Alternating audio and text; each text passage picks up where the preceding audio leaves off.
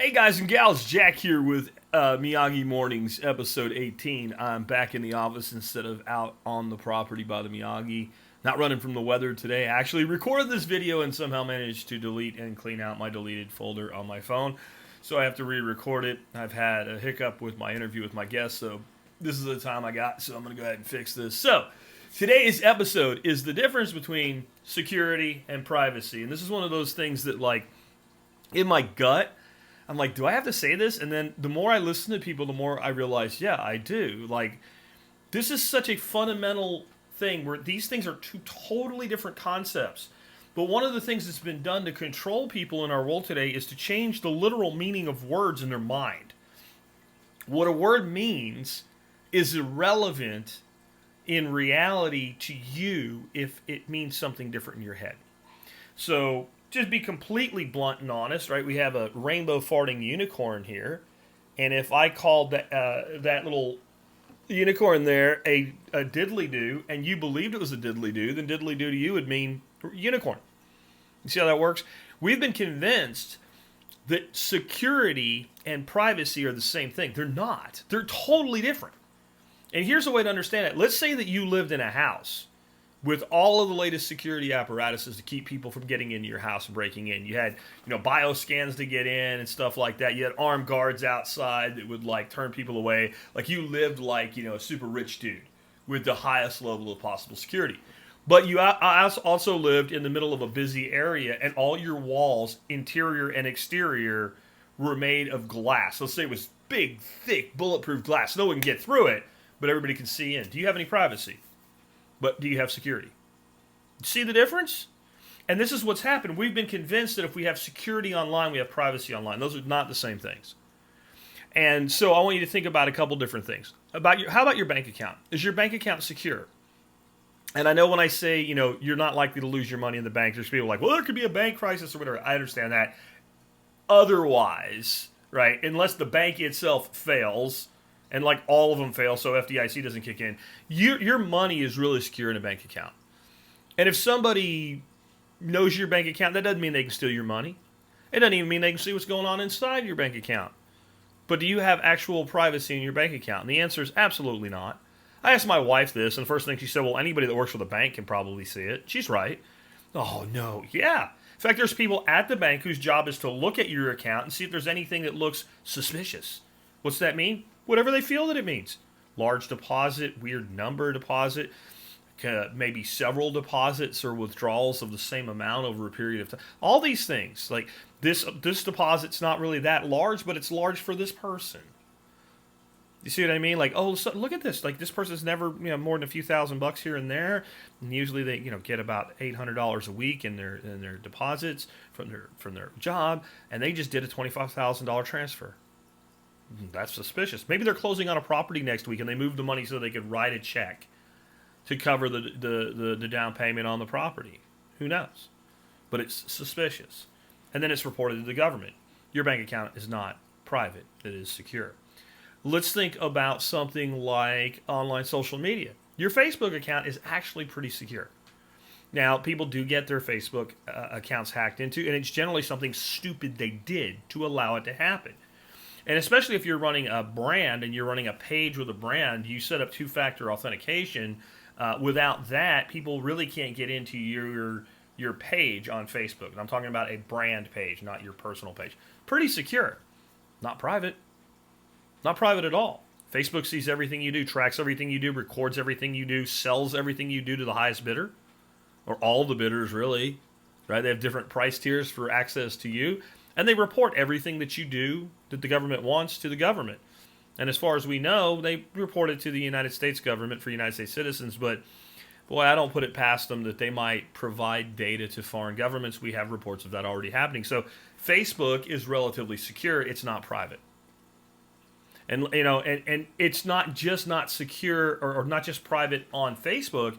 When you're on Facebook and you click a link and you go to another website, Facebook tracks what you do there. And when you go from that website to another website and you make comments or take activities, Facebook's tracking that. Unless you're using something like a technology like Facebook Container for Firefox that kind of locks it down into Facebook only, everything you do off of Facebook, you're being tracked across it. You can even look it up in your profile and see they're tracking it. So you have no privacy just because you have security. Let's look at something like, well, clearly then the world of Bitcoin. Bitcoin provides privacy. And see, privacy is big on, like, you got to think of it like a dimmer switch. How much? Depends on how you use it and who's looking at it. So if every time you receive Bitcoin, like I do, I'm going to do real quick, answering a comm that was important that was going on in the middle of this from my guest for today.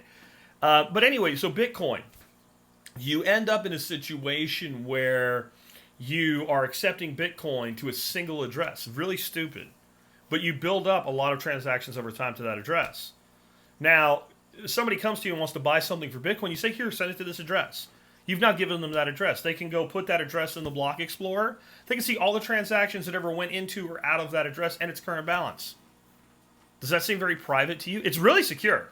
There is no network in the world that is probably more secure than Bitcoin, because it's so valuable to participate in providing security for the Bitcoin network. We call those people miners, and we think of them as mining coin, but what they do mostly is they verify transactions and prevent counterfeiting in doing so through consensus. Incredibly secure. No one, Infinity, has ever hacked Bitcoin, no matter what the TV or some other moron told you.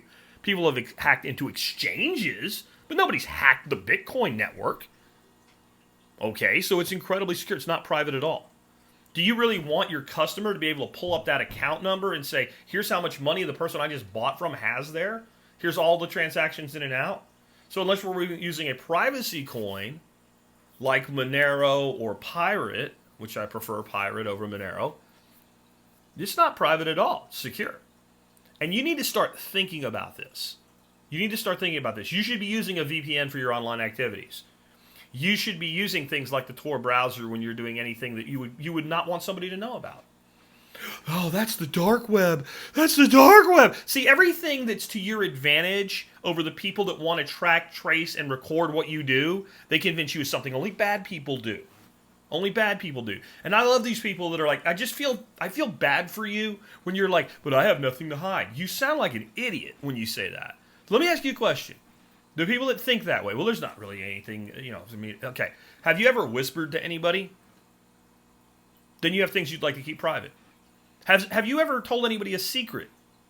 Then you have things you'd like to keep private. Have you ever kept a secret for somebody? Then you have things that you'd like to keep private. Is there anything that you do on a daily basis that you don't want advertised to the world? Then you have things that you would like to keep private. So when it comes to social media, I use platforms like MeWe, which are so much more private than Facebook. And people are like, well, what if they sell us out someday? Well, they might. But I definitely trust the platform that says, I will not do this to you, over the platform that says, we absolutely do this to you. You need to start thinking differently about this. We live in a world where the people in charge of the world economic system, the World Bank, the World Economic Forum, etc., are flat out saying to you that within 10 years, you'll own nothing, but you'll never have been happier. Okay, sure, guys, we're going to trust you with that. See, if you don't own anything, where does all your stuff come from? Somebody owns it. That makes you a tenant in your own home. It makes you a tenant of your computer. It makes you a tenant of your cell phone. And that means somebody owns it, and somebody's on the other side of that rental transaction. That's the only way you get into owning nothing, is somebody else has to own it. It's not going to be collectively owned. If you believe that, then I got a bridge to sell you out in the West Texas desert. It's a hell of a deal. I'll sell it to you for $50,000 R. Here's an address you can transfer to, and at least no one will be able to see what happened on that address. Start thinking differently, because we are literally heading for a world where the only thing that you might truly own will have to be private to retain ownership of it. Please understand, security and privacy are not the same thing. That's it for this episode of Miyagi Mornings. I'll be back with something else for you tomorrow.